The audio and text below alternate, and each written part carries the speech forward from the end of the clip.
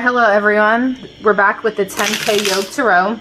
We're going to pick one card today and give you an interpretation that will help you at whatever point in time you are in when you watch this. Let's just shuffle this a little.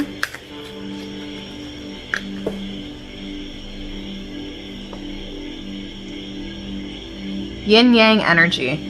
So the message today for everyone is to find balance within yourself. That's going back to your roots and what you like to do, who you are.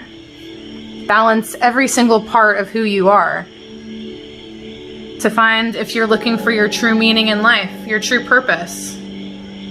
This is also the combination of grounding, with white being the color of purity, black being the color of balance, and grounding and finding root within yourself and building foundation. So find yourself every single day and never stop, and then go back.